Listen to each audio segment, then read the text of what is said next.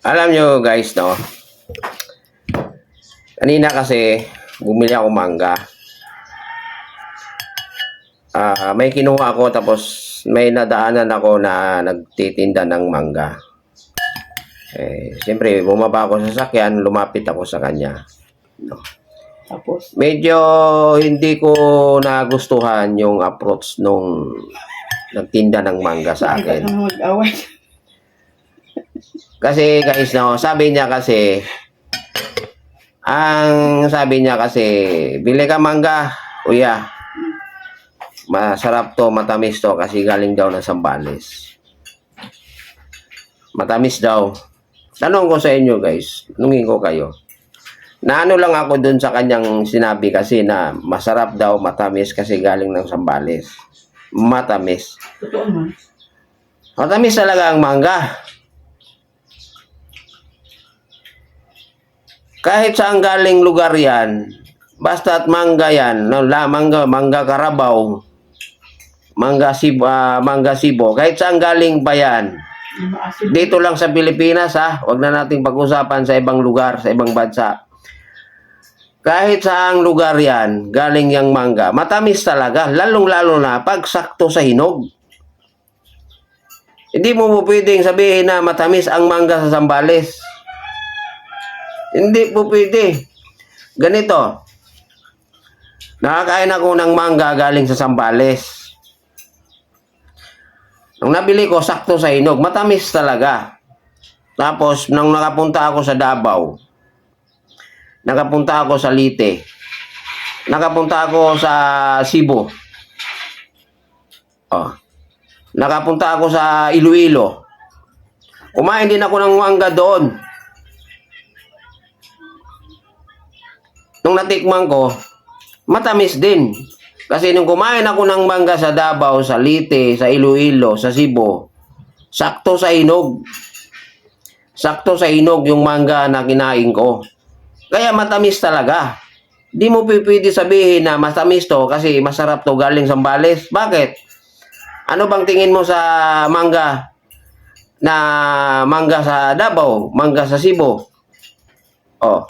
Di ba matamis din? Di mo po pwedeng matamis ang mangga pag sakto sa hinog. Hindi basehan yung lugar.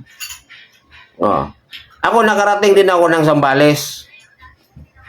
Tanggap na niya po. Nakarating ako sa Sambales. Sa totoo lang.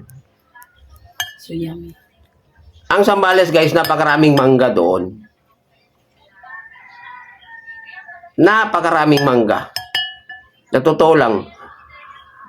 Pagbungad mo pa lang sa Sambales, hindi ka palang makarating talaga sa bayan ng Sambales. No, sa ibang bayan ka palang galing. Makikita mo na yung paligid, daming mangga. No? Kaya sa mga nagtitinda ng mangga dyan, dapat sabihin nyo, kuya bili ka kasi matamis yung mangga. Hindi mo pwedeng sabihin,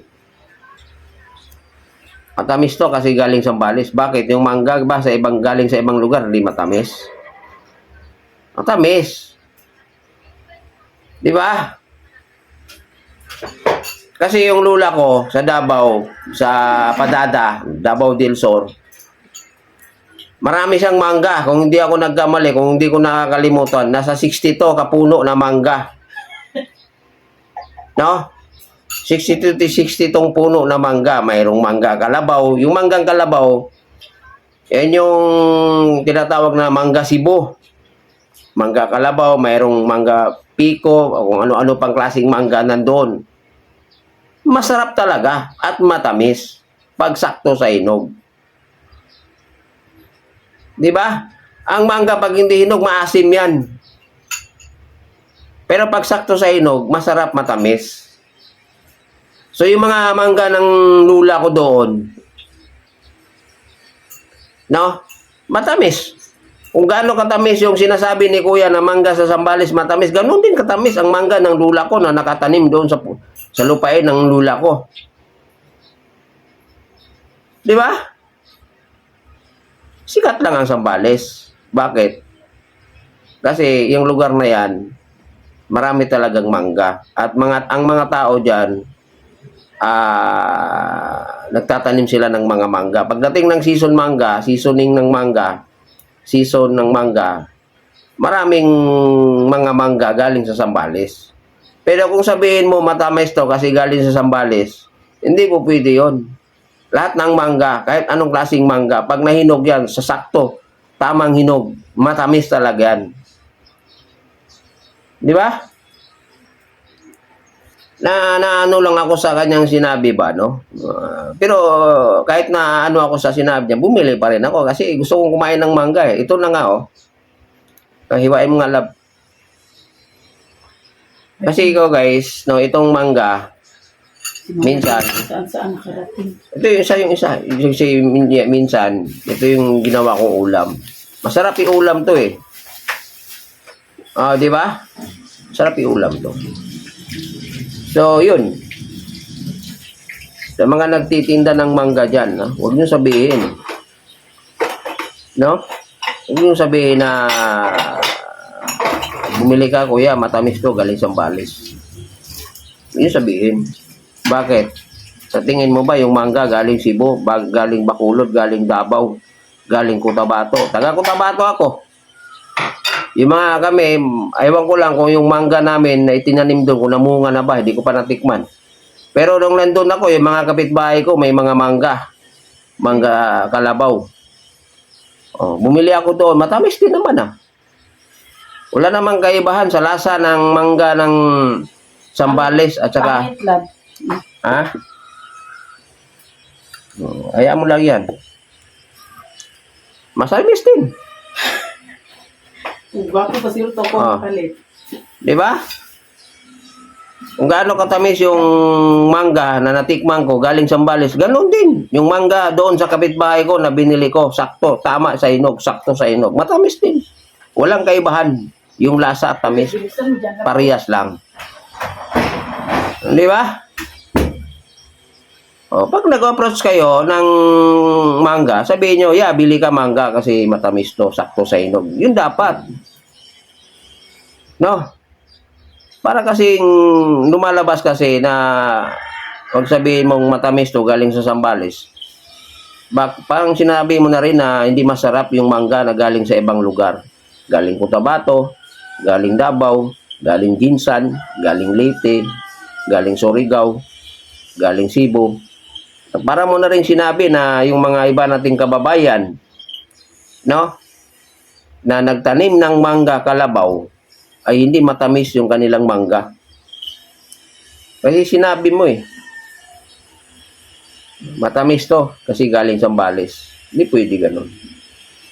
Lahat ng mangga guys, matamis yan pag sakto sa hinog. Subukan mong kumain ng mangga na hindi sakto sa hinog, kung anong lasa, hindi matamis. Di ba? Yun ang ano ko dyan. Kasi yung lula ko kasi sa amin, sa Davao, sa Padada, Davao del Sur. Kung hindi ako nagkamali, 60 tong puno na mangga. Mangga kasi ang pangunahing, ang ano nila doon. Kumain ako. Kaya nga doon ako natuto mag-ulam ng mangga eh. Kasi yung lula ko, pag harvest niyan, may mga natitira pa yan sa puno na hindi nakukuha talaga. At yun, pag walang ulam, kasi bundok yun, no? Pag walang ulam, yun, nag-uulam may mangga. Masarap, matamis. Di ba? Unfair naman sa mga taga-ibang lugar na nagtatanim ng mangga at nagninegosyo ng mangga. Kasi guys, yung mangga na dumating dito sa Maynila, hindi yan galing sa Zambales. Yung iba dyan galing Davao. Marami yan galing Davao. Masarap din, matamis. Di ba? Mali. Mali yung approach niya. Dapat sasabihin niya, bili ka mangga. Kasi itong mangga ko, sakto sa hinog. Matamis to. Ano dapat? No? So, shout out sa mga kababayan ko dyan na magtatanim ng mangga. At ito yung hanap buhay nila, mangga, no? Seasoning lang, sila kumita. Kasi ang mangga, sa loob ng isang taon, sa bisis lang namumunga. So, shout out sa inyo guys. Salamat sa pagtanim nyo ng mangga. Ang dahil sa inyo, nakakain ako ng mangga na matamis.